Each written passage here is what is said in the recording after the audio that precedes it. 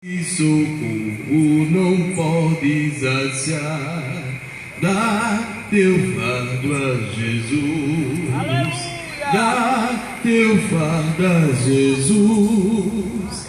As trevas falam em luz, em Cristo o abrigo terás num perigo. Oh, dá teu fardo a Jesus. Paz redentora tua alma terá, dá teu fardo a Jesus, e de que tu te libertará, dá teu fardo a Jesus, dá teu fardo a Jesus. As trevas farão em luz, em Cristo um abrigo terás no perigo. Oh, dá teu fardo a Jesus. Das grandes lutas não queiras fugir, dá teu fardo a Jesus. Ser santo gozo não podes fruir, dá teu fardo a Jesus. Dá teu fardo a Jesus. As trevas farão em luz, em Cristo um abrigo terás num perigo. Oh, dá teu fardo a Jesus. Males que assaltam ao meu pecador, dá teu fardo a Jesus. Vai já cansado de penas de dor, dá teu fardo a Jesus. Dá teu fardo a Jesus. As trevas farão em luz, em Cristo um abrigo terás num perigo. Oh, dá teu fardo a Jesus. Cristo virá dissipar teu temor, dá teu fardo a Jesus, pois ao seu santo dá sempre vigor. Dá teu fardo a Jesus, dá teu fardo a Jesus. As trevas farão em luz, em Cristo um abrigo terás no perigo. Oh, dá teu fardo a Jesus. Saúdo mais uma vez os irmãos com a paz do Senhor. Amém. O que chama a atenção, querido, é que esse hino me levou a algo que tanta gente quer tirar o seu fardo, por tantas coisas, quer tirar o seu fardo dando esmola, quer tirar seu fardo por ser um bom pai. Não, eu sou bom pai, então o meu fardo, ele não é mais fardo porque eu sou um bom pai. O meu fardo não é mais fardo porque eu sou um bom filho. O meu fardo não é mais fardo porque eu sou um bom amigo. O meu fardo não é mais fardo porque eu sou um bom vizinho. O meu fardo não é mais fardo porque eu não sou ladrão, não ando roubando. O meu fardo não é mais fardo porque eu não ando enganando o próximo, não ando matando.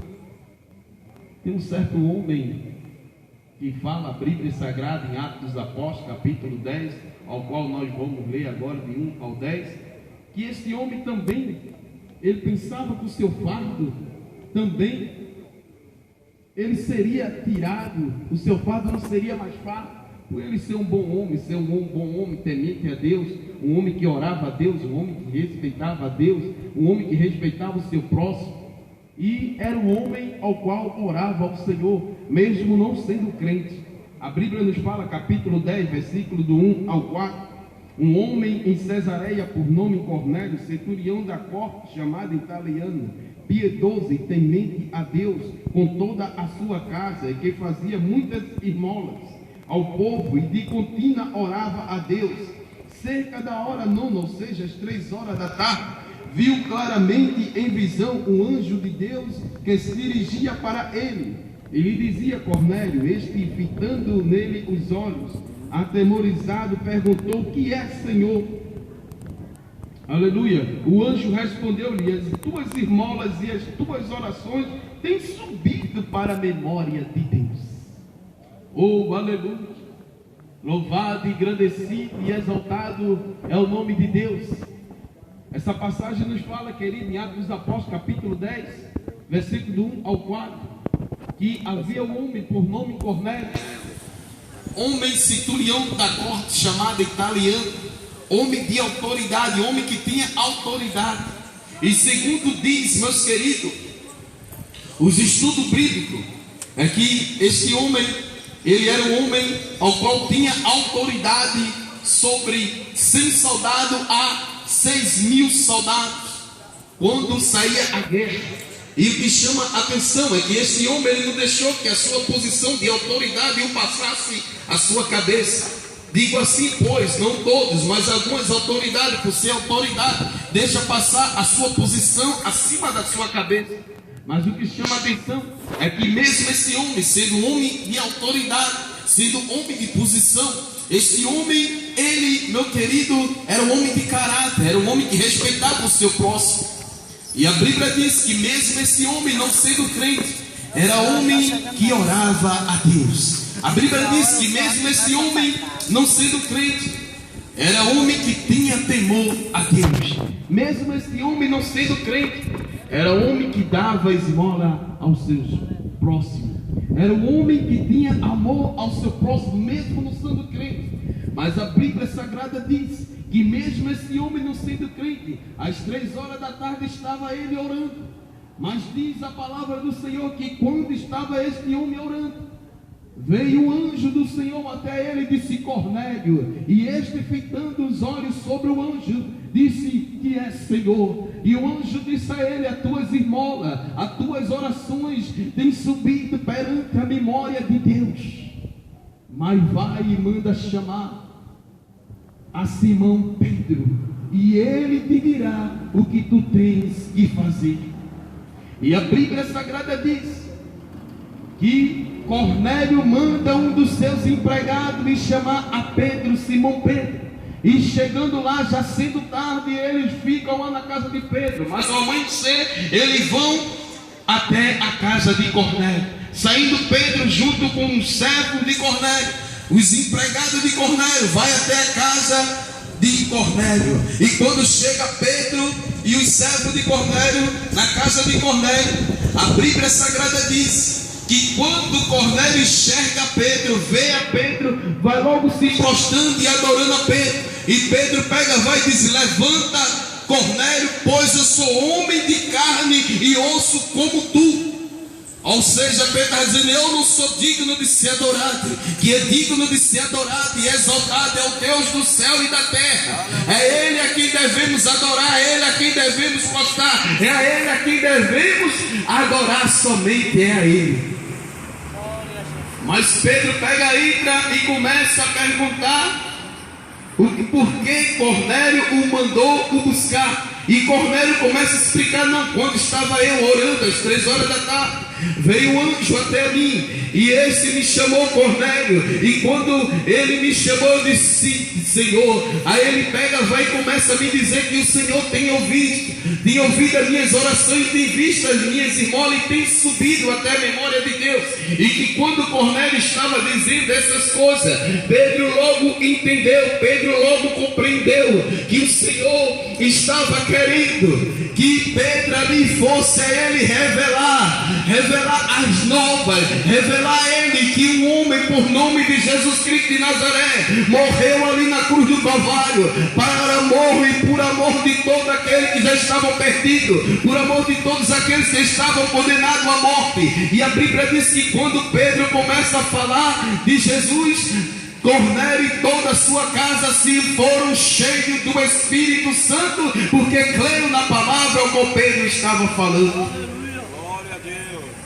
O que me chama a atenção, querido, era que Pedro estava explicando para Cornélio que o homem ser um bom pai, isso é bom e agrada a Deus, mas isso não é motivo para a salvação. Só que pode levar o homem para a salvação é por meio de Cristo Jesus. Que o homem pelas suas obras, o homem por ser um bom pai, o homem por ser um bom filho, o homem por ser um exemplo na sociedade, o homem por ser, meu querido, bom, o homem por dar esmola, isso não é o suficiente para a salvação. Que é o suficiente para a salvação é o homem arrepender-se dos seus pecados e aceitar Cristo como o único suficiente salvador da sua vida. É reconhecer que é pecador, é reconhecer que não pode ele de maneira alguma alcançar a santificação e a salvação pelos seus métodos, pelos seus procedimentos, mas é por meio de Cristo Jesus que deu a sua vida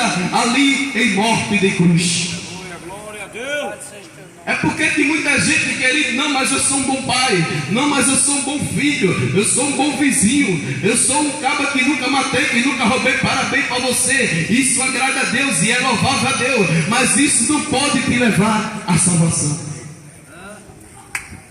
O que me chama a atenção, querido, é se isso levasse o homem para a salvação. Eu quero te dizer que não necessitava Cristo deixar o seu reino, deixar a sua glória e descer aqui para esta terra para ser morto e morte de cruz. Não necessitava isso. A gente mesmo, pela nossa obra, pelas nossas atitudes, pelas nossas ações, nós tínhamos conseguido a salvação sem precisar que Cristo Jesus morresse na cruz do Calvário para que nós alcançássemos a ela.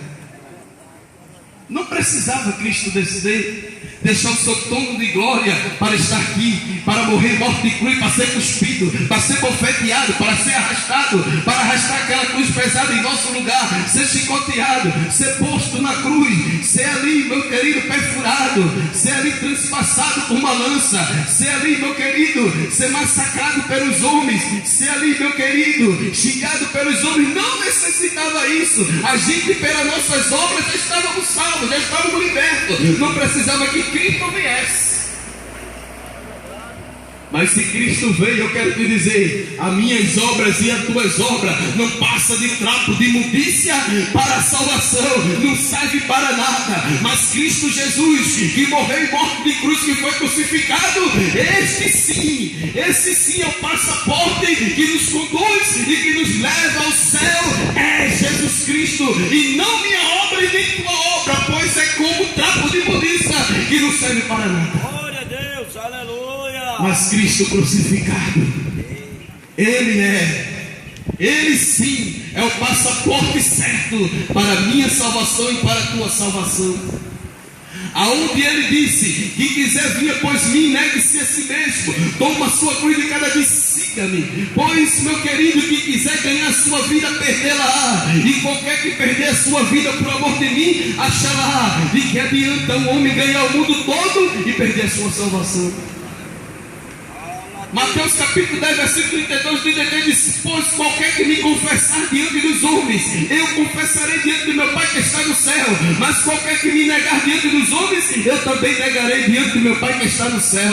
Ei, a salvação é por meio de Cristo, não é por meio das tuas obras, não é por meio da tua bondade, não é por meio dos teus fazeres que tu pode alcançar a salvação. Salvação só é alcançada por meio de Cristo Jesus. Não perde tempo, pois Cristo está voltando. Os sinais já estão aí chegando, estão aparecendo nas televisões, nos jornais, nas rádios e no dia a dia do homem. Os sinais estão se cumprindo e este dia está próximo, e o Senhor está vindo para buscar todos aqueles que se arrependeram dos seus pecados, dos seus maus caminhos, para a vida eterna. E agradeço a oportunidade em nome de Jesus.